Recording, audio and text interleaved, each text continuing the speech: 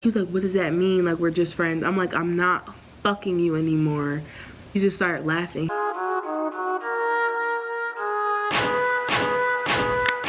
Hey guys, welcome back to my channel. Today's video is gonna be about my first heartbreak. I'm gonna use his real name, okay?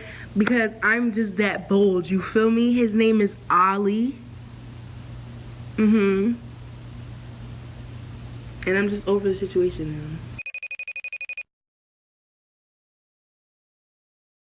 I never ever believed in love, okay? I'm logical, right? So like my friends will fall in love in like weeks, days type of stuff, and I never experienced that, right? And so like when I saw my friends going crazy over certain individuals, I was like, get your shit together. Like, what are you doing? Like, what is this? Ew.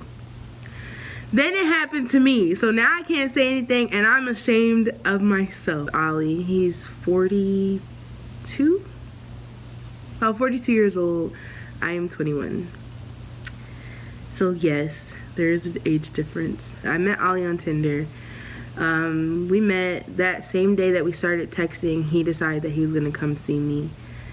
So he came to see me, we sat in my car, we talked for hours and hours and hours. I think he came to my house maybe around 1 or 2, and then he didn't leave until around 4 or 5. I haven't had like a mind stimulating conversation in a really long time, and so it was just like a really healthy conversation that we had. Time goes by, and we start taking each other serious, or I started taking him serious. We start hanging out with each other more, talking more, just getting to know each other.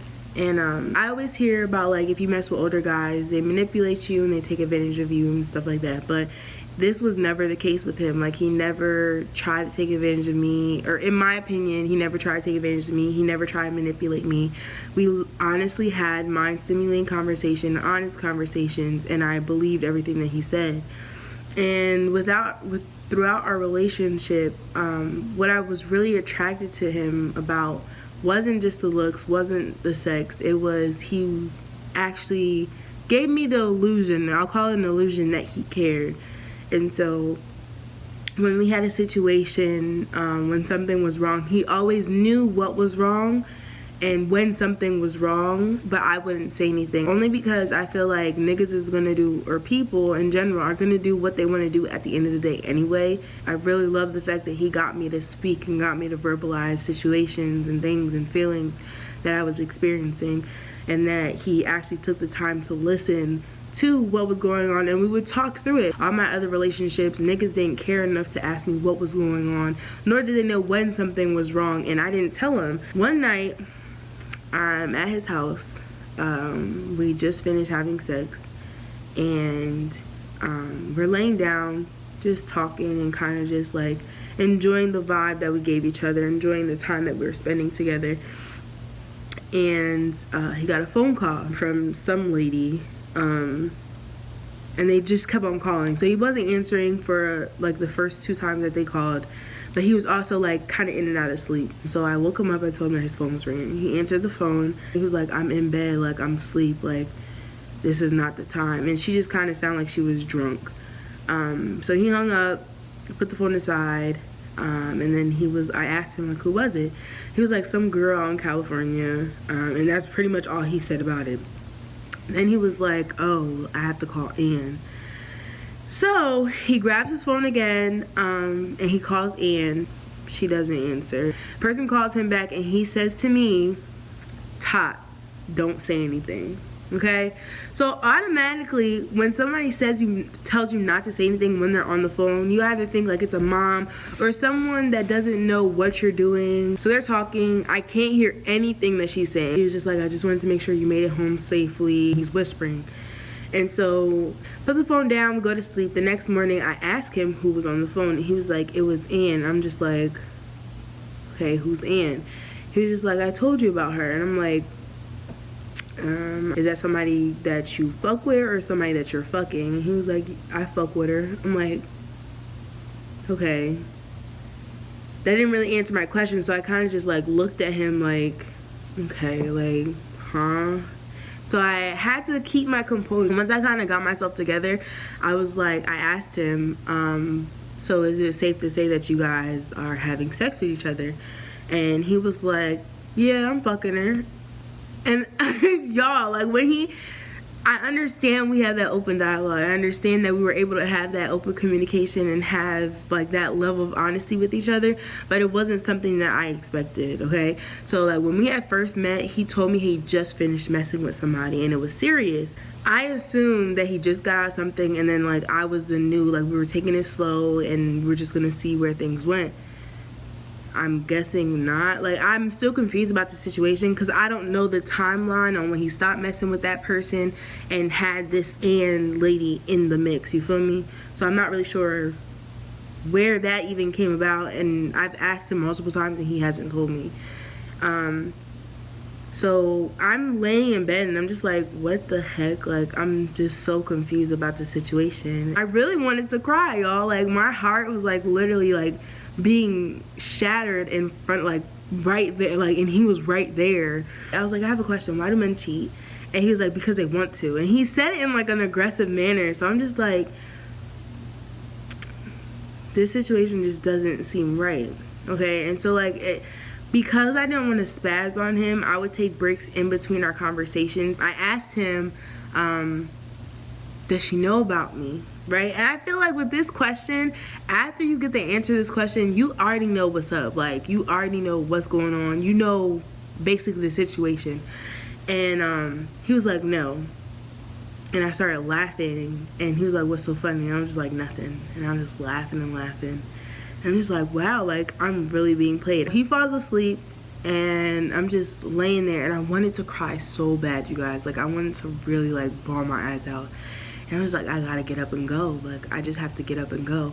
But the thing is, our vibe, like, the connection that I felt that we had was just so strong. It really, like, hurt me to be there and know what was going on, like, have all that happen. And then for me to know, like, I really had to be the bigger person and separate myself from him in order for me to kind of be able to move on. I just wanted to enjoy the time that I had with him left, right? So it was about like maybe like 10 o'clock, 11 o'clock in the morning, and I get up and I'm like, all right, like, I have to go. Like, I'm telling myself I have to go. And he was like, all right, little lady, I have to get ready to start my day. And I'm like, okay. Grab all my stuff, go to the bathroom, brush my teeth, you feel me, get ready to leave. And I give him my car keys so he can get my car. And we get to my car. I put my purse in the car, and I look back at him, and he's looking at me, and he's smiling, and I give him a hug. So I give him a hug, and like, I'm just like holding him, I'm squeezing him, cause like, y'all, like, this is the last time I'm gonna see you. Like, this is crazy. And so I walk back to my car, and I'm like really sad, and he can tell that I'm sad, but he doesn't know what's wrong. I turn back to him, and he's just smiling, and I'm like, it was nice meeting you. So I said, it was nice meeting you. He just looked at me like, what? And he was like, huh?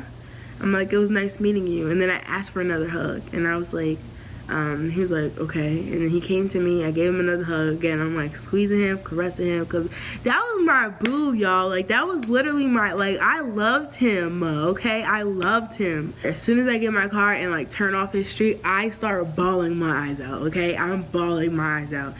And I get to the he lives about like 40 minutes away from my house. I get to the highway, and Allie calls me, my best friend Allie calls me. She's like, bitch, what is wrong with you? This man has you all out of character, right? I have snot coming out my nose, and I'm just like, Allie, I know, bitch, I know. And I'm like, Allie, I love him. And I just start bawling my eyes out, and she's like, oh my gosh, like, what is going on?